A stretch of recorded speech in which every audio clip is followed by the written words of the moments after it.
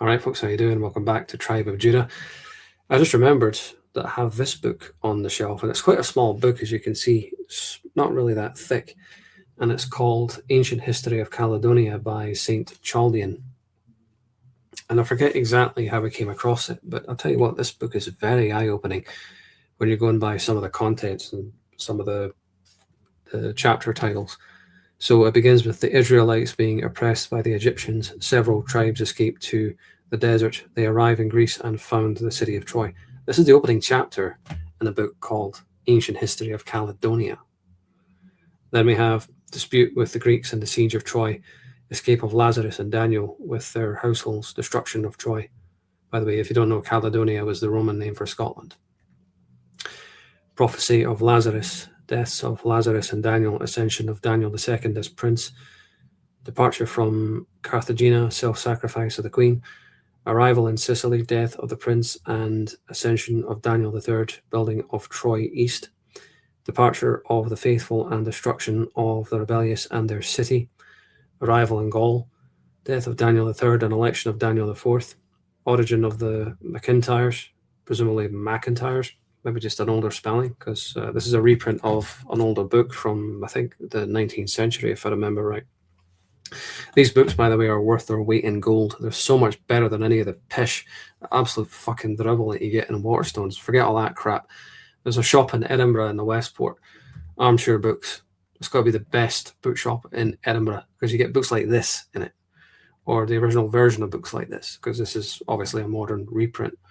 When did this book actually first get published? Come to that.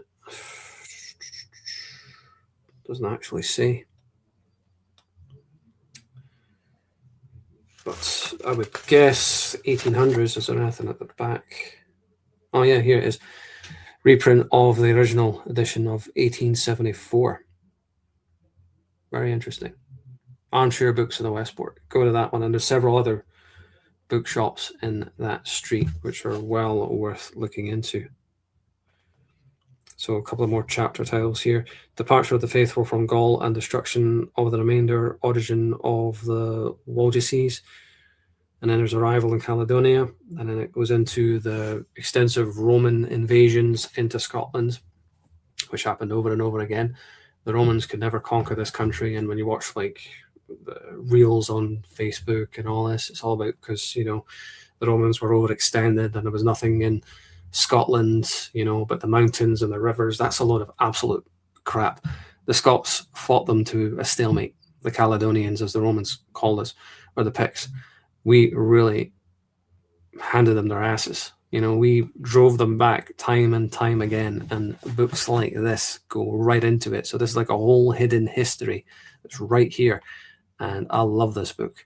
I'm going to do a whole series on this book when I get around to it, but that's way further down the line.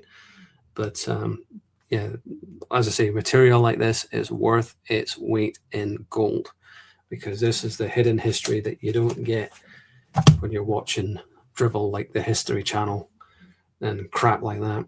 Forget Waterston. To my mind, Waterstones is like, how can I put it? Waterstones is to literature what McDonald's is to fine dining in cuisine. It's just cheap crap, and it's fast food. It's garbage. When you get into the older books like this, that's when you're really getting into the lost history, and I absolutely love books like this. So thanks very much for watching, and as always, feel free to leave your thoughts and comments down below.